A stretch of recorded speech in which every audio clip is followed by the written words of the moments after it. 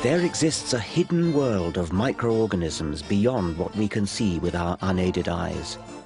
Over 100 years ago, this world was discovered through the progress of science. It was a huge leap forward for mankind. Scientific medicine came to understand how germs cause disease. We washed our hands, sterilized surgery, and created vaccines, antibiotics, and drugs that work. Life expectancy doubled in less than 50 years. But now the happy story starts to falter. Today, a war is being fought against reason. Science is treated with suspicion, perhaps born of fear, and medical advance is challenged by the march of irrational belief. A third of us now spend over £1.6 billion a year on superstitious alternative remedies which, as far as the evidence can show, don't work. Okay. Yep. Good. Have you asked any angels to come close to you? No. No, well, you haven't got any then. If any remedy is tested under controlled scientific conditions and proved to be effective, it will cease to be alternative and will simply become medicine. So-called alternative medicine either hasn't been tested or it has failed its tests. There wasn't a control, it was just an outcome. It was just a pilot study. Right. So that's not really a proper trial. And some alternatives are funded by us taxpayers, even though their unproven claims question the known laws of physics. You might think I'm gulling the patient. I don't claim that it's much more than a hypothesis. What I do say is that I have quite considerable evidence that homeopathy does work, and I'm sure that it's safe. Today, while we indulge unproven healing magic, tried and tested scientific medicine is under attack. In this program, I want to look at how health has become a battleground between reason and superstition. You come here to move through time and through space. Allow the eyes to gently close. Smile your very best smile. Swallow the smile with some saliva into the heart and let the heart smile back at you. And there's a warm and a welcoming feeling. Joy without end. Grace, beauty, laughter. The deep knowing of the wise being that you are. And the golden glow that comes from the heart comes from a golden flower. And use the gold light from the center of the flower like a sunbeam and beam it onto those petals and wake them up. There is a second part that's very personal. And this is to step inside the pearl itself. Because if you step inside the pearl, you could find out who you are.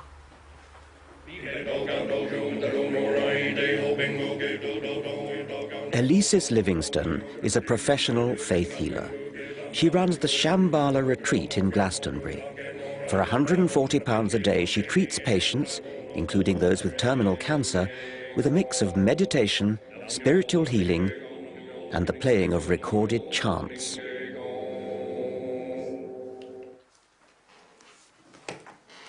She believes she can alter the structure of DNA.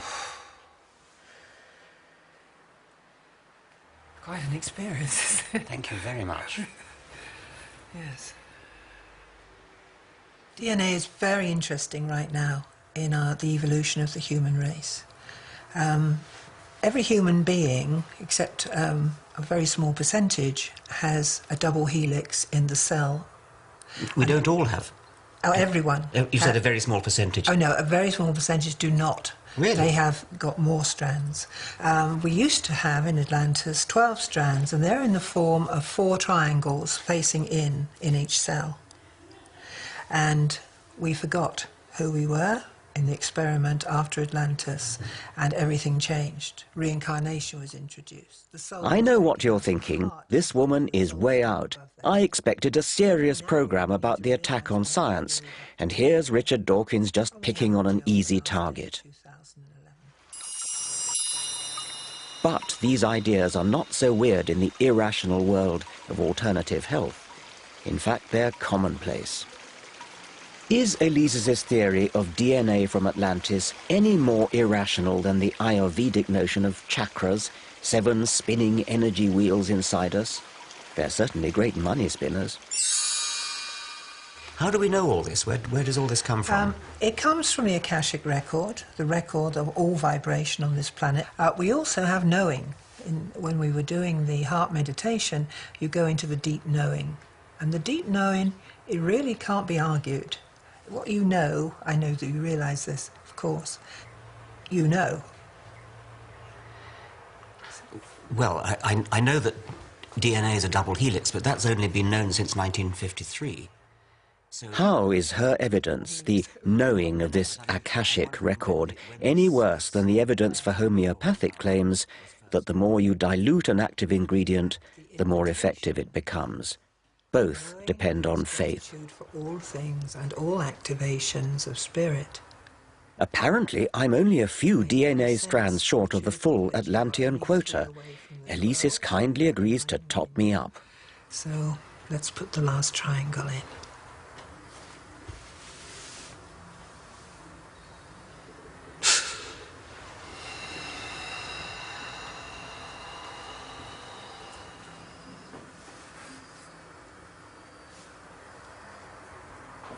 And it's done.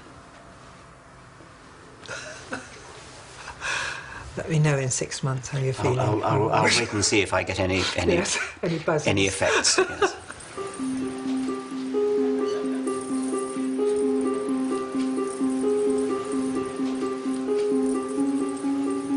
Unfortunately, it's not all wacky, quacky fun. Today, alternative, or rather unproven remedies are fast becoming mainstream, implicitly casting doubt on scientific medicine.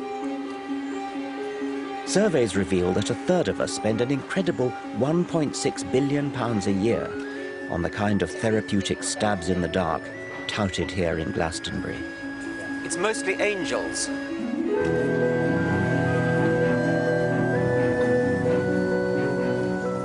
I want to find out why such superstitious nonsense is mounting a growing challenge to scientific medicine.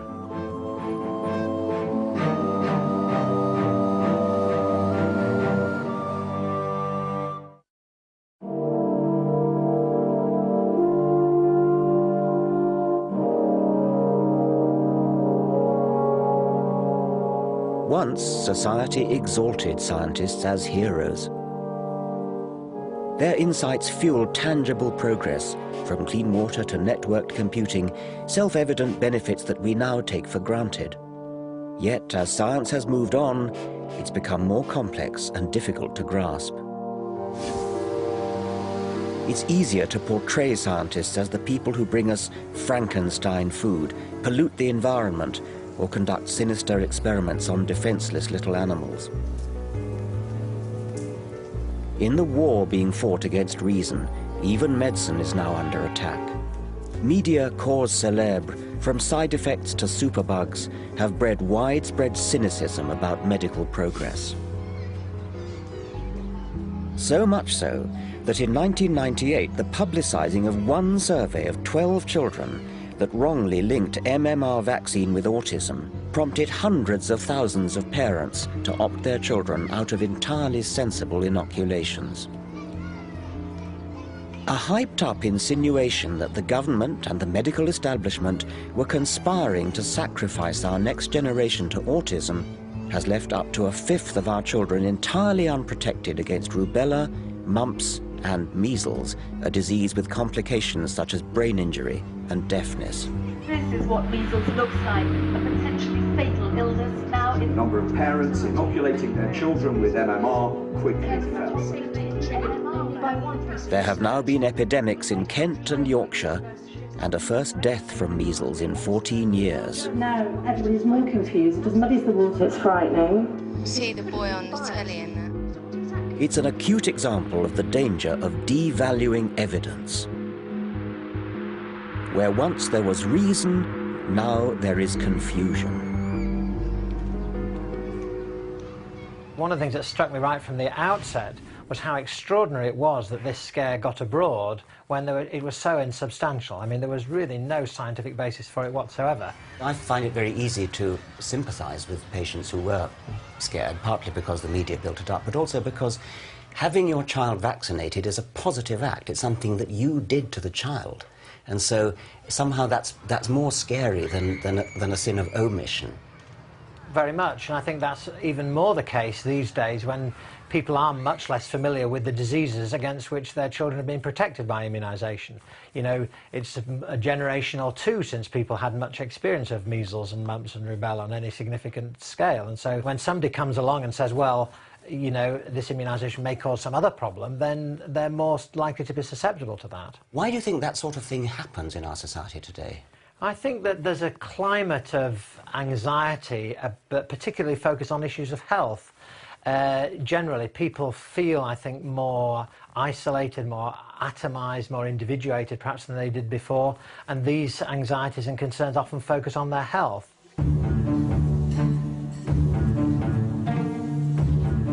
This is a paradox of early 21st century life.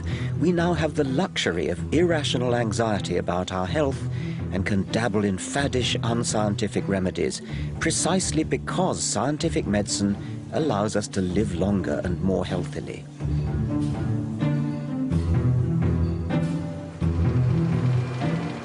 Our fears are fed by newspapers, which wildly exaggerate the risks of scientific medicine and meanwhile churn out acres of positive coverage of alternative therapies. In any other field, politics say, or the next move on interest rates, journalists would ask hard questions and demand answers. But alternative medicine has managed to lodge itself in the less rigorous lifestyle and celebrity pages, essentially free advertising.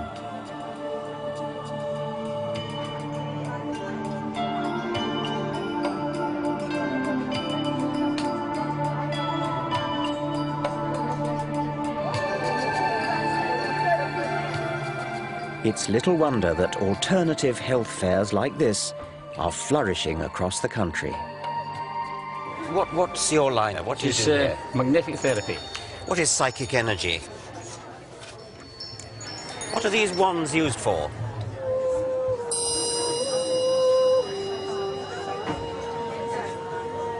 People may come here with real health problems, but what do they get? Remedies that appear to have no basis in science or evidence. People putting these in a cat's bed, they'll find the animals will go to the bed with the magnets in it. Has that been done properly with controlled trials, is it? No, not being controlled trials. They've got ancient wisdom that we don't. Right. I've always liked the saying that we should be open-minded, but not so open-minded that our brain falls out. So do we all have an angel hovering on our shoulder or something? Is that We have several. Right. Yes. Yes. Yes. Okay, how many have I got? Can you tell or... Have you asked any angels to come close to you? No. No, well, you haven't got any then. Oh, okay. The idea is that we all have some form of angelic guidance, some form of guidance that help us travel our life path. You might need strength, you might need forgiveness, you might need hope all the way through your lifetime. And the angels, as we perceive them, are those energy bands. They're parts of ourselves, they're fragments of ourselves that we can call upon and amplify to help us walk our path. These energies are a little bit like tea. You can have herb teas, you can have decaf teas, you can have all sorts of different flavours and strengths and varieties of teas. But they're all... Remember, this is a multi-billion-pound industry. Yet 80% of alternative remedies have never subjected themselves to controlled scientific trials. They depend entirely on subjective word of mouth. Oh, that feels nice. Hunches and private feeling, which may be prone to bias or possibly even delusion. The scientific method, by contrast, tests with objective experiment and statistical analysis what is effective and what is not. Individual scientists may or may not be honest, but science, with its safeguards of peer review and repeating experiment, has scrupulous honesty built into it by design. Science replaces private prejudice with publicly verifiable evidence. Untested and unverified, yet desperately seeking credibility, alternative remedies follow in the rich tradition of organized religion and set up intricate belief systems. They substitute real science with pseudoscience.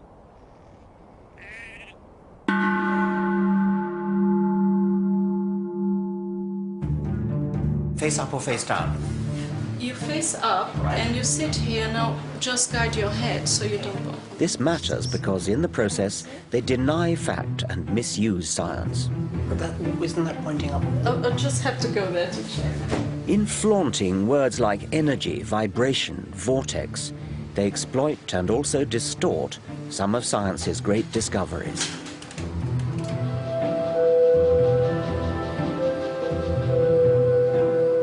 The sleep, I'm sure, is therapeutic.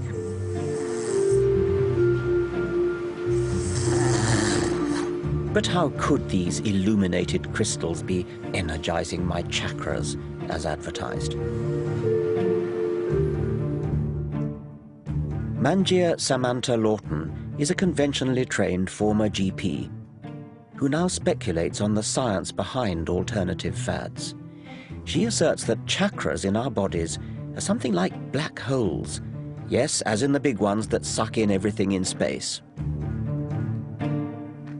We used to think of black holes as the great guzzlers of the universe, that they actually started to suck in everything around it. What we're finding now is that black holes are in the centre of every single galaxy, and they occur in all sizes. So black holes have become into a creative principle. A creative principle? A creative principle. What does that mean? That we're realising that black holes have something to do with creating matter in the galaxy. And this is very, very new. And what I'm suggesting is that black holes are creative at every level, even within our own bodies, which is what perhaps the chakras are. So whereabouts in my body might there be a black hole? Well, the idea from esoteric knowledge is that chakras are centres in the body that are spinning, which is why they're called wheels, chakras. And there are different colours and they relate to different parts of the body. So there are traditionally 7 chakras at different parts of the body. The universe is a deeply mysterious place and a deeply wonderful place, and scientists have always been struggling to understand it.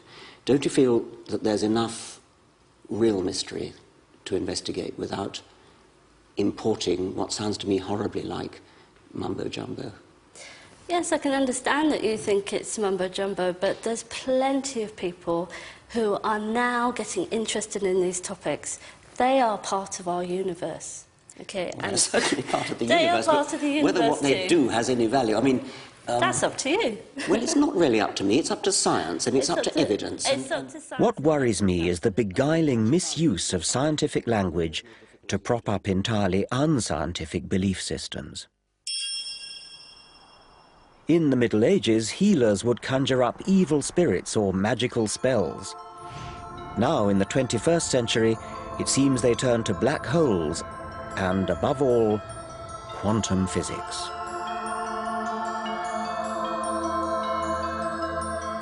Quantum theory accounts for the anomalous behavior of light and atoms. It's astonishingly accurate, but notoriously difficult to grasp. But Deepak Chopra, who once qualified as a doctor, has seized upon quantum jargon and applied it to healing. He claims disease can be caused and cured by a shift in consciousness. If you believe in a rock, you're automatically believing in God. Chopra has managed to become a one-man alternative health industry. He's worth up to $75,000 per lecture, and in this era of self-absorption, he claims Michael Jackson, Madonna, and Hillary Clinton as followers. If you feel genuinely attractive, you'll attract other people to you. The great American physicist Richard Feynman once said, "If you think you understand quantum theory, you don't understand quantum theory." Isn't Deepak Chopra just exploiting quantum jargon as plausible-sounding hocus-pocus? Quantum healing is a theory that a shift in consciousness creates a shift in biology. That's it. We try and get into every aspect of a patient's life, their relationships, their hopes, their dreams, and then we combine it with a ritual of deep meditation, massage, and really a lot of spiritual counseling, including the fear of death. We think that many times patients feel healed even though they may die from a disease if they learn to go beyond their personal fear of death. And you can never do that unless you have a patient have a spiritual experience. Where did the quantum theory come into that? Oh, it's just a metaphor, just like an electron or a photon is an indivisible unit of information and energy.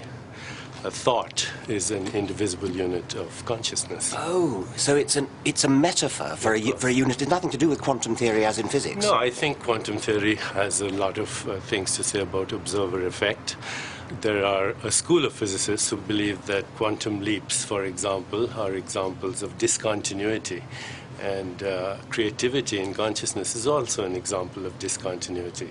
And that healing may be a biological phenomenon that relies on biological creativity, that at very fundamental levels it may be a discontinuous phenomenon. It's something unpredictable that happens in the proliferation of uncertainty. So it sounds like a sort of poetic use of the word discontinuity. It's actually confusion, isn't it, to bring in quantum theory other than as a metaphor, but it sounds as though you're both doing it as a metaphor and a little tinge of something like what physicists are talking about as well. Well, I think there's controversy. The aficionados in the world of quantum physics have somehow hijacked the word for their own use. Oh, okay.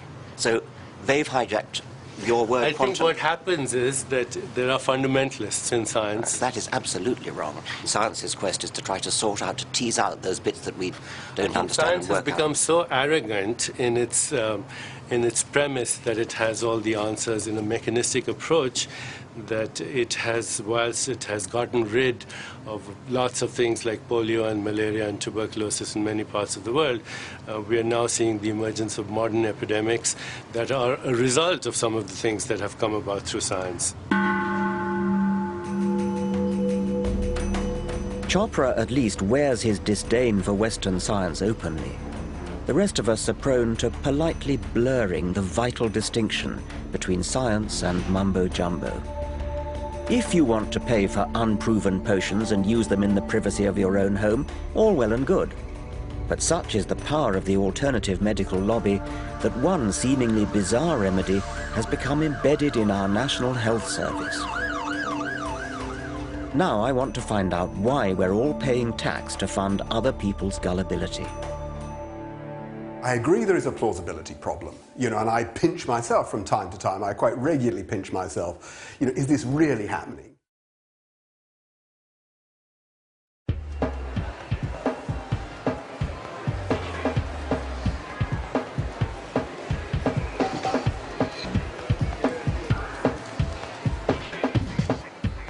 It's the hottest alternative health fad. It boasts an impressively vast and well-stocked medical cabinet.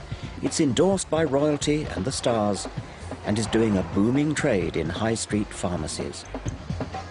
500 million people worldwide claim to use it. What is it? It's a system for dosing up on a dilute solution of water. Welcome to the bizarre world of homeopathy.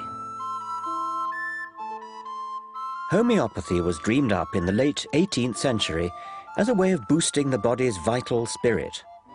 One of the central tenets handed down by its founder, Samuel Hahnemann, was that like cures like.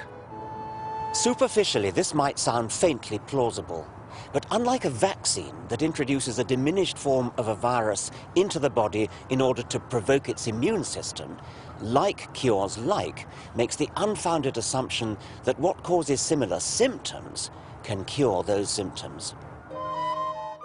In Hahnemann's world, dilute poison ivy cures skin rash because, undiluted, it causes a rash if touched.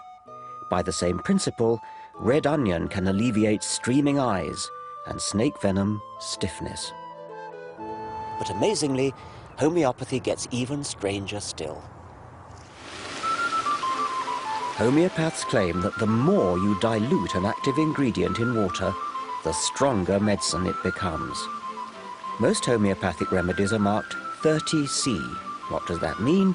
It means 1 part medicine to 100 to the power of 30 parts water.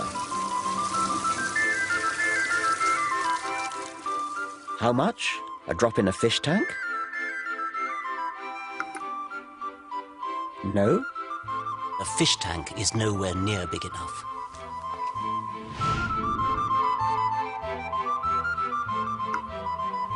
The swimming pool doesn't provide enough dilution. Not even a lake. What about a drop in the ocean?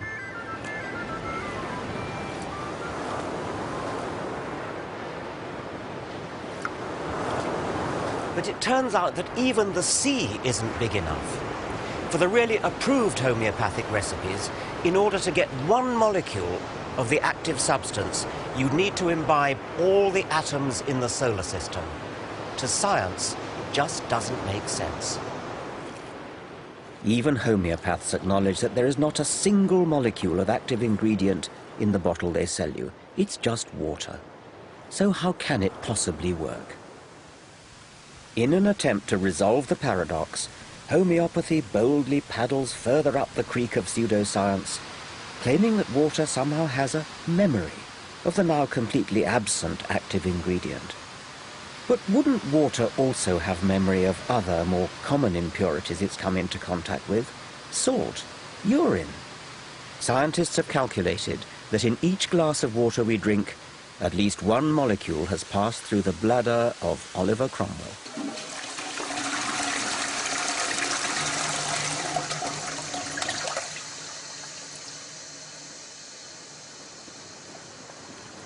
Incredibly, you and I are paying for this unproven industry through our taxes. Despite the National Health Service's net £540 million deficit for 2006, the refurbishment of the Royal Homeopathic Hospital was part funded by the NHS to the tune of £10 million. That's equivalent to 500 nurses' salaries. Right here on the floor, here's a point to illustrate. Wooden floors, very unusual in a modern healthcare facility. This hospital was only completed 18 months ago. So this is our main clinical area. The homeopathic profession is unregulated by government. You can call yourself a homeopath without any qualification, training, or even insurance. After all you're doing is dishing out water solution. But Peter Fisher, clinical director of the hospital, is a medically trained rheumatologist.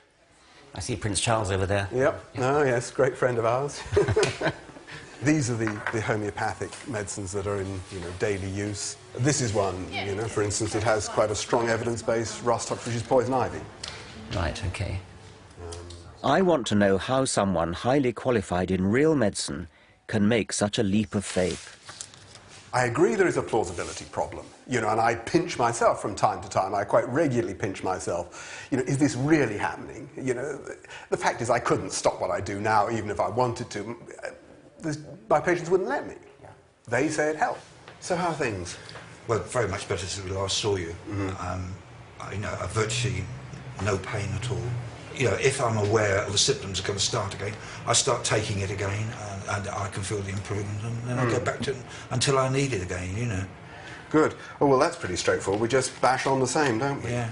I'm still taking the remedies, but you said to me, if you get little reactions, just hold off taking the remedies until they then subside. So therefore, I've been doing that. So, for example, I haven't had a remedy for a week now. And last time we met, you said you were getting a bit of an emotional sort of upset the day after you took the medicine. It was the day after I took the medicine. I was impressed by the amount of time and care Peter Fisher devotes to each patient, far more than an ordinary doctor. But in terms of the treatment, I would be, reluctant to make a big change. I think this is the right stuff and we may need to fiddle around with it. Like a GP, Peter Fisher prescribes medicine. But in this case, the medicine is a bit of a surprise. Thank you very much. Okay. Common salt, natrium muriaticum, sodium chloride, again in an ultramolecular dilution.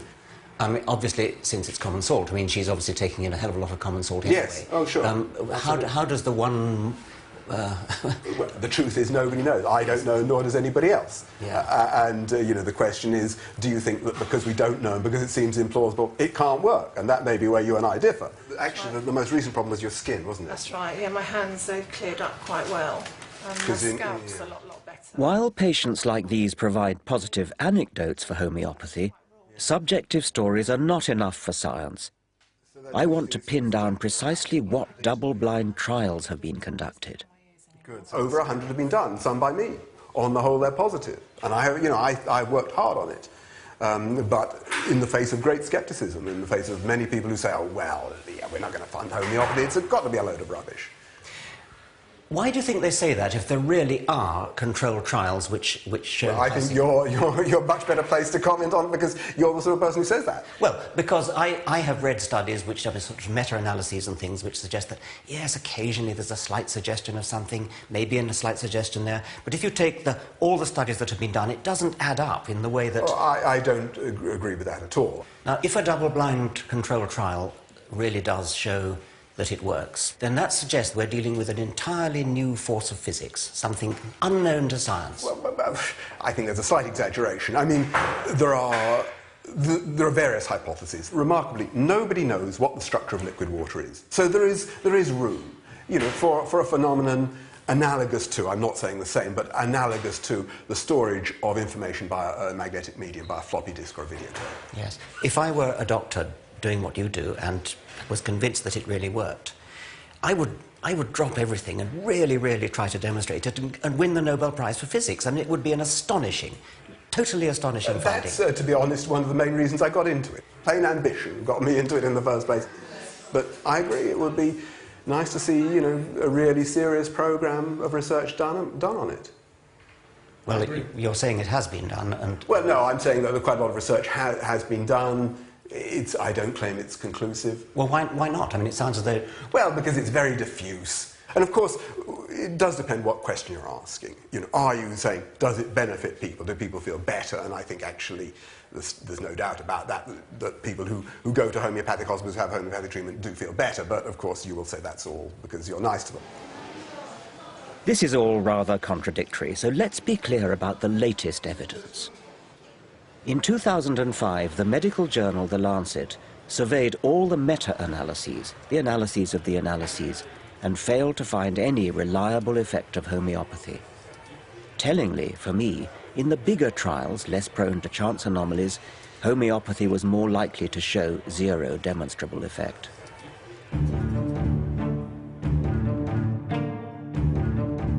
And yet, despite the lack of robust evidence, homeopathy thrives.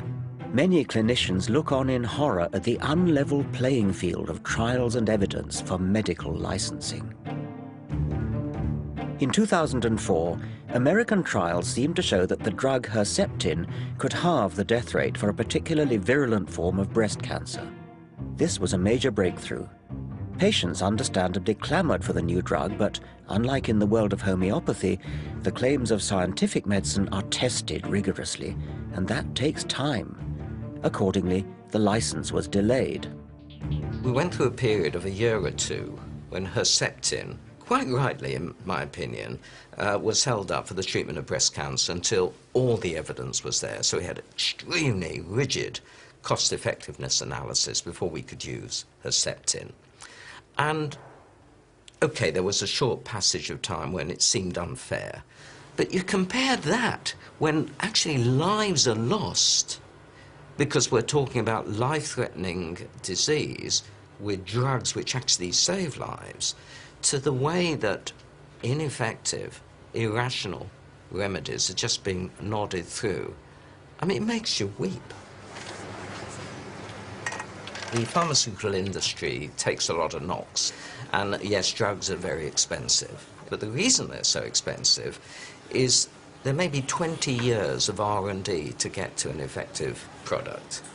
Every step of the way is checked and double-checked, and now to the back door, we're getting a class of compound being allowed into the marketplace with a license with no such evidence of efficacy.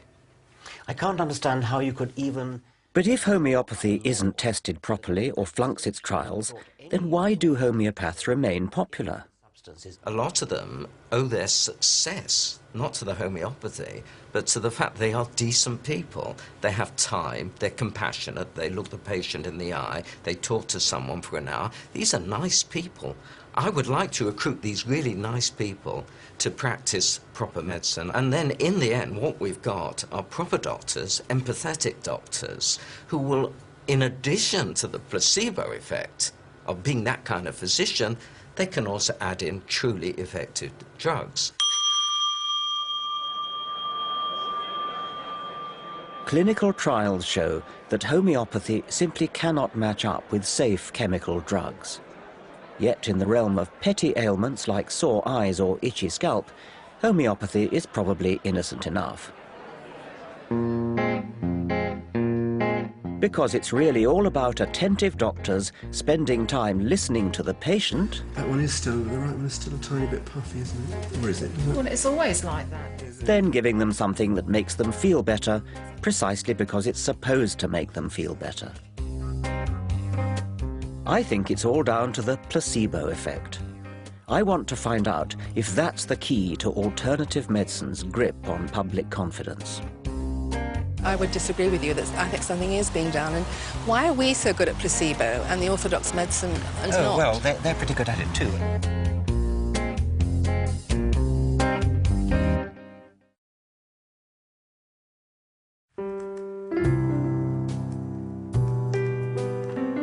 Alternative health remedies are swamping us. We've seen how most are not properly tested, how they undermine science and delude the public. Hi. Hello. How are you? Very well, thank you. Good. You want a health kinesiology session? I'd like to, yes, Do you know please. what it is? I'm hoping to learn. Okay, have a lie down. But the irony may be that in this very delusion lies their success. What we do in kinesiology is we clear energy blockages in the meridian system. There are 14 meridians or energy pathways that run up and down the body. Can they be seen with a microscope? Can you sort of look at them and... I don't think so. No? I don't think so. No, okay. I'm like the library, all right? I've got all these energy patterns Yes, okay. stored in me, and you are Yeah. just picking the one that you want. And we have baker's yeast here, all right? So I'm just going to touch a point right by your ear. This is the test for allergy. There's just no tension. It just releases completely. Okay, do you want this fixed? Yes, please. Okay. I have to admit I'm rather enjoying this kinesiology. I feel very relaxed. But what is helping me here? The tapping of my feet? The feel of a kind woman's hands? Or some sort of expectation that what it's doing is therapeutic? What I'm talking about is the placebo effect, treatment through the power of suggestion. And I'm going to hold points on your head, okay? Right here and here. And what I want you to do is think the phrase, fear of being ignored. Human beings have evolved extraordinarily sophisticated self-healing mechanisms. Above all, a powerful immune system. Fear of being ignored. Could it be that interaction with any kind of healer acts to focus our self-healing abilities? Some evolutionary psychologists believe this may be the entirely rational explanation behind irrational remedies. Fear of being ignored. It works because most of medicine, in fact, is a case of self-cure. When the pain goes down after taking placebo medicine, or under the influence of acupuncture, for example, it's our own minds which have reduced the pain. But surely what you're saying is that we get better anyway. Why then would alternative medicine be better? Surely an ordinary doctor might do that. Real medicine does the same, but I think we shouldn't underestimate the powers, and sometimes the superior powers, of people who go under funny names or have funny authorities written up on the wall and so on, because some people respond to that information much more than they would to the conventional information in a doctor's surgery. Nevertheless, I have a sort of hankering after what's actually true. How far do you think so-called alternative practitioners believe the mumbo-jumbo that they say is the theory behind their potions, and how far do they know that it's a placebo? Are they deceiving or are they self-deceiving? I think in many cases they're self-deceiving. Well, it's not even self-deceiving. They have seen in their own experience that these treatments work, so they believe in them. They have then to invent a rationale, some spiritual or magical explanation of what they're doing. You know, supposing you were a miracle worker in the 2,000 or 3,000 years ago, supposing you were Jesus and seeing that, you know, lame men got up and walked when you told them to, you'd be rather impressed with yourself, wouldn't you? Yes. But I'm sure it was a placebo effect. Yes, quite. Yes. I still believe scientific medicine offers more effective and more honest treatment. But I accept Nick Humphrey's point that alternative medicine is peculiarly well positioned to dish out placebos.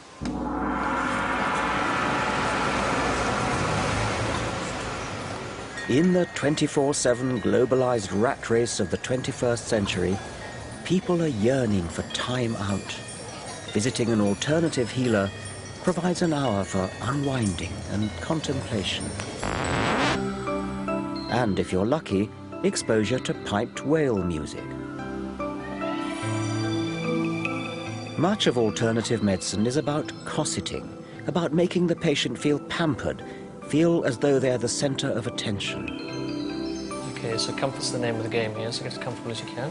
So literally all I want you to do is just to relax your head, let go. So the first thing I have to do is very gently cup and hold here. Now you're going to feel like I'm not doing anything, but it's a very gentle movements.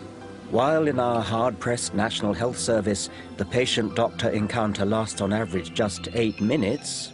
See the rotation on your left? Yes. Look at the rotation on your right. It's restricted.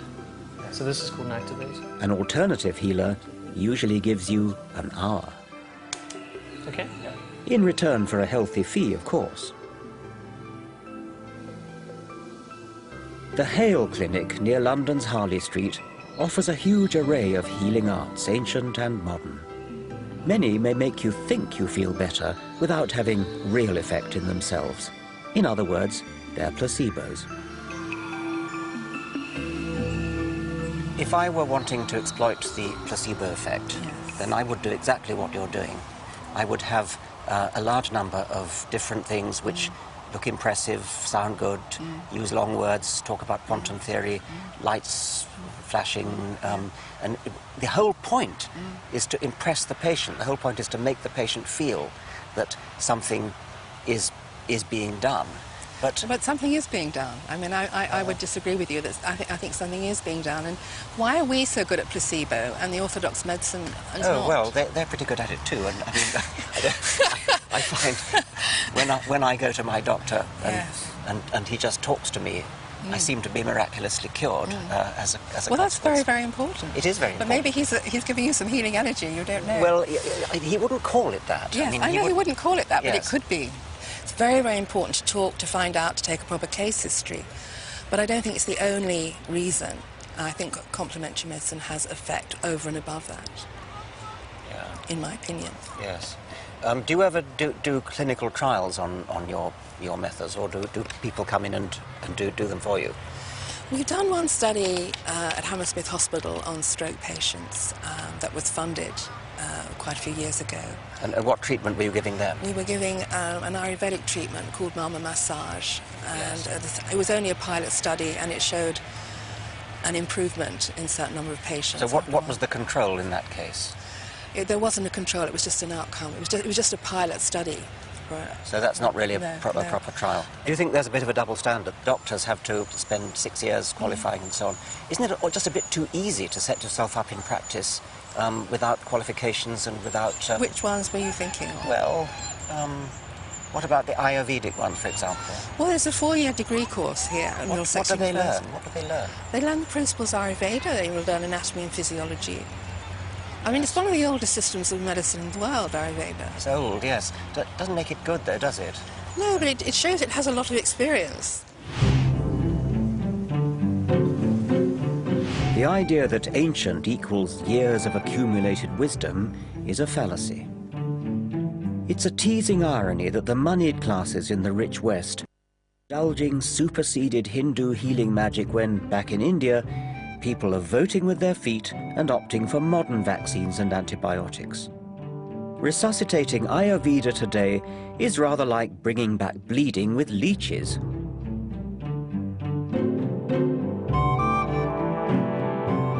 In medicine, ancient also means developed before we understood the causes of disease, before germ theory.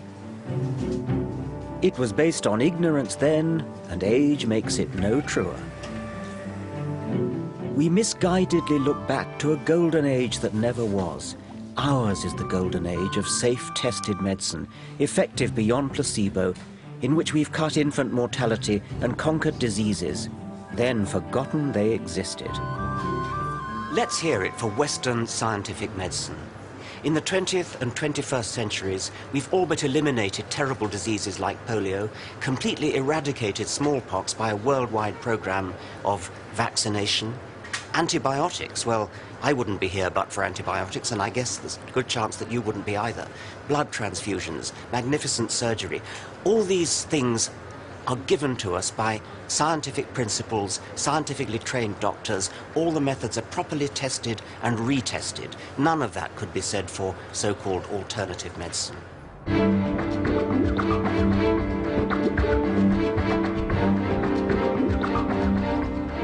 The indulgence of superstitious alternative remedies implicitly casts doubt on scientific advance and undermines confidence in real medical progress.